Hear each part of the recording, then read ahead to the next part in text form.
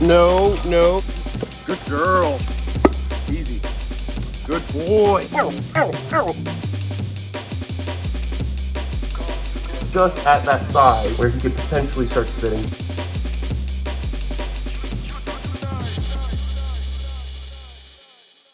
You gotta wait. You gotta let me get, no. Give me 1 second. Woo, what is going on, my beautiful people? Welcome back to my wild life. I'm currently hanging out with my crocs, and we got Miss Toothy, the Cuban crocodile right here. Miss Toothy, nice and easy. Nice and easy, come on. Woo! Miss Toothy is a pure Cuban crocodile, and this is Aries. Aries is a big hybrid now croc. Aries, you want some food? You want some food, Aries? Come on, big boy. Come on, big boy. Hey, look at the food. Look at the food. Woo! Miss Toothy. Nice and easy, Miss Toothy. Nice and easy. Look. Come on. Nice and easy. Woo! Good crocodile. So, Miss Toothy and Aries, beautiful pair of crocs that have been together for about 8 years. But I'm sure you're wondering, why would I have a Nile crocodile with a Cuban crocodile? Well, they love each other. And they get along great. Miss Toothy actually killed 8 of her ex-boyfriends in the past, and Aries is the only true survivor of all those lovers. Come on, Aries. So they work out great with each other. Woo! They work out great with each other. So that's why I still keep them together. Come on. Woo! Good boy. Good boy. You're a good crocodile. Miss Toothy. Come on, big girl. And Miss Toothy, being a Cuban croc, makes her the most athletic crocodile on the planet. They can jump. They can gallop. Come on. Easy. Good girl. Look at that. How cool is that? Everyone used to think that Miss Toothy's a mean, evil monster. She's out to get me. She wanted to rip my leg off. But the reality of it is, this animal just wants to be left alone. And the day I went to go catch her, she felt threatened and she defended herself in her water hole. So she's not a bad girl. Come on, Miss Toothy. Nice and easy. Come on. Nice and easy.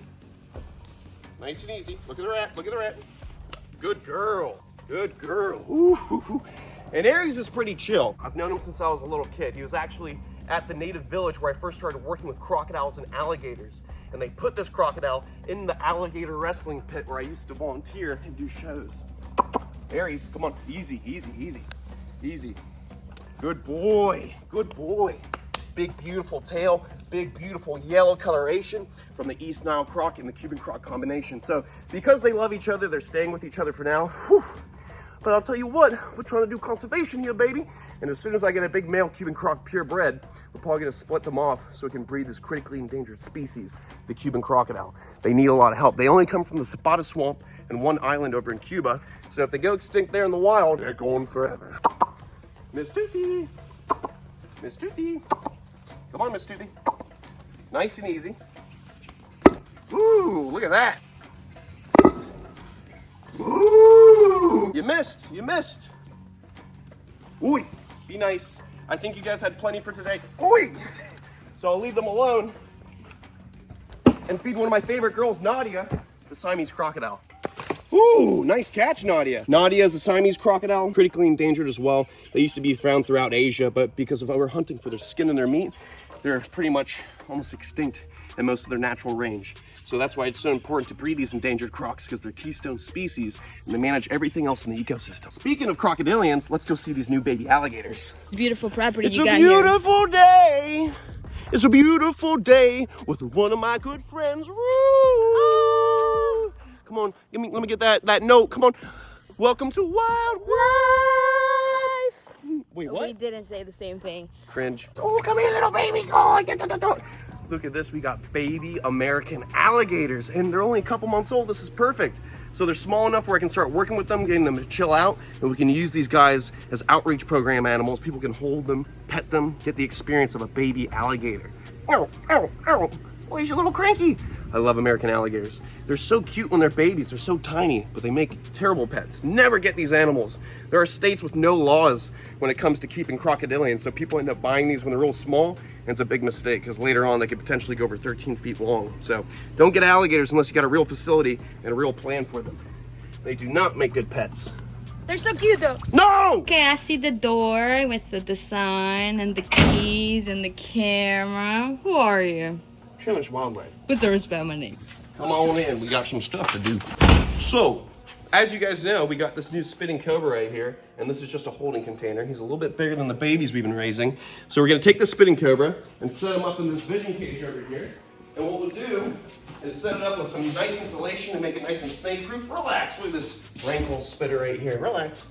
So what we'll do is we'll snake-proof that cage, get it set up for the little baby spitter so that snake has more space. Maybe just go put them on top of the Chinese sharp-nosed viper over here. Also, check out the eggs. Woo! The cobra eggs, they are all looking fantastic. I'm still waiting on the incubator to come, but the temperature in this room is perfect for the incubation of these snakes. It's usually around like 78 to 85 degrees you need to keep them at Fahrenheit. So right now the room's at 82, perfect temp. Let me just wash my hands with some antibacterial soap. There we go. As you notice, my utility room is very clean right now. It's a little dark, but I'll get a light in here eventually.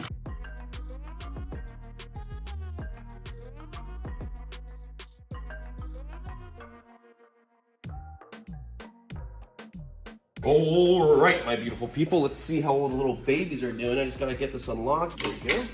Let's see how these guys are doing. Look at these little babies.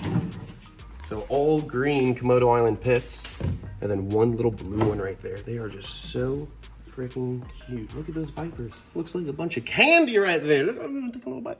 Right here we have the black and white spitting cobra. That's a gift from my buddy Jeremy. This guy is probably gonna start spitting soon, so I do have a shield right here to put on so we can protect old Ruth Mary Gonzalez over here. We don't want her to lose her eyeballs. So we got our shields ready to go just in case. And we've got our enclosure done. Check this out. We have the whole entire enclosure set up. For venomous reptiles with your license, you have to have the exotic venomous snakes with a photo identification or a pit tag to let the FWC officers know what snake they're looking at if any snake were to ever get out. But of course, snake-proof cage, snake-proof building. We have danger venomous reptiles for labeling, the English name and scientific name, Naya siamensis. And we have the number 1, just to let you guys know there's only one snake in this cage. But a big thing about this is when we have a small cobra like that can squeeze through tiny little gaps, you don't want them to get through the panes of glass. So we have what's called door sealer or insulation that people use for doors to keep critters out like bugs and snakes. And you put it right along the glass in between the lock. And if there's a gap in between your lock and the bottom of the glass, you might want to put a piece here, but that's not too big of a gap, so we're good. So we have our insulation, we have our lock, good to go, ready for the snake. Water bowl is in there. We just need to get a hide later, so let's see how this snake's doing. Let me get my protective wear. The last time we saw this snake, he shot out of the enclosure like crazy, so let's see how he's doing. What's up, baby? Oi! Oi! Oh, look at that. You gonna spit? No, not spitting yet? He tried one of the last times we took him out, but he's not spitting just yet. He needs to get a little bit older for him to start spitting. He's just at that size where he could potentially start spitting, but once he turns a little more white, that's usually when these guys start flinging that venom out. So they have modified holes on their fangs. All venomous snakes have holes to inject their venom, but their holes are tighter, so the venom becomes projectile and shoots a better stream right at the predator's eyes. Look at that, he's so cool. I love spitting cobras, but I don't want to keep too many because I don't want to develop an allergic reaction in the future. These guys tend to spit less. So let's get him into his new enclosure. Oh, you're so cranky. Look at you, you little cranky dude. What's up? Oi, oi, look at you. You're funny. What do you guys think we should name him? If you guys say Oreo, I won't be mad. There we go. Make this super, super, super secure. We got our lock it, good to go. And that's all she wrote. We got a nice secure spitting cover enclosure, plenty of dark places to hide. You can use the substrate as a hiding spot for now. All right, let's make sure this is nice and secure. Get these babies back over to where I brought them from. And then let's take care of the Bushmaster! Bushmaster, let's go, come on. So my female Bushmaster took a nice big poo-poo right there. So we're just gonna get her nice and cleaned up. We don't want her sitting in her own doo-doo. So let's get her out of there. I'm super excited about this species because later this year, we're finally gonna be able to get more and hopefully the black-headed Bushmaster. Either this year or next year. We're not in a hurry because we already have one beautiful Bushmaster right here. My sweet girl I've been raising up. Look at that big old girl. Woo-hoo-hoo-hoo. Biggest viper on the planet, and she's just a baby. This is a snake that seems placid, and when you handle them and they know you, they're very laid back and lethargic, kind of like a boa or a python. But the second they smell food, if they have a feeding response, they'll shoot out completely out of the cage and tag the person taking care of them. So that's why they're such a respectful snake. When they get into feed mode, they're kind of like the Crocs. They just shoot after you and they probe out, biting anything that comes into contact. But she's a very laid-back snake that I've been raising since she was a little baby, and she's awesome. Look at that, South American Bushmaster. There are multiple species of Bushmaster. This is the biggest of all the vipers, getting 12 foot.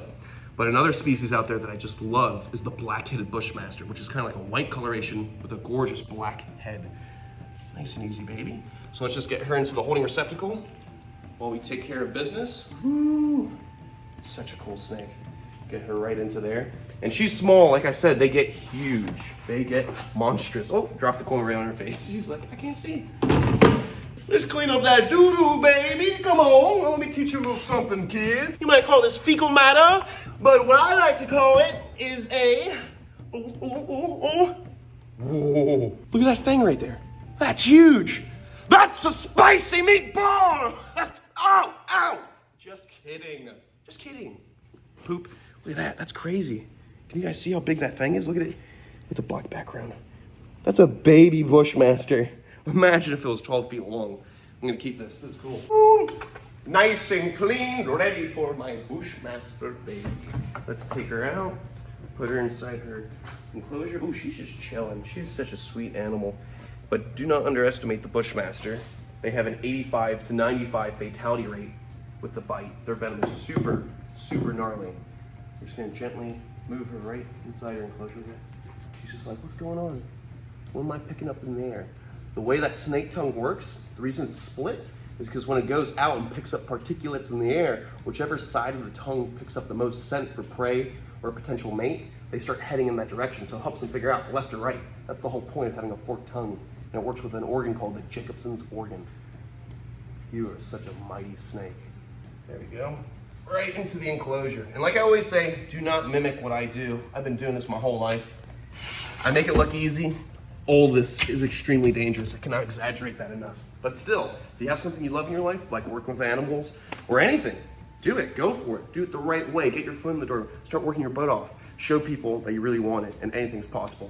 I think I'm gonna end it for this episode. I'll see you guys on the next one. Stay beautiful, stay safe, and don't forget to buy the Chandler's Wildlife merch. We got all kinds of merch. We even got a design called It's Just Superficial with my leg being bit by a crocodile. Remember that?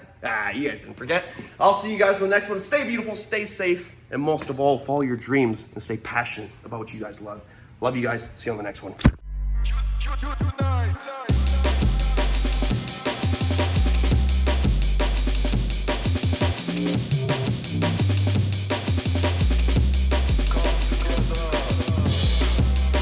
This is the part that nobody sees of WWL. I mean, what is your name again? What?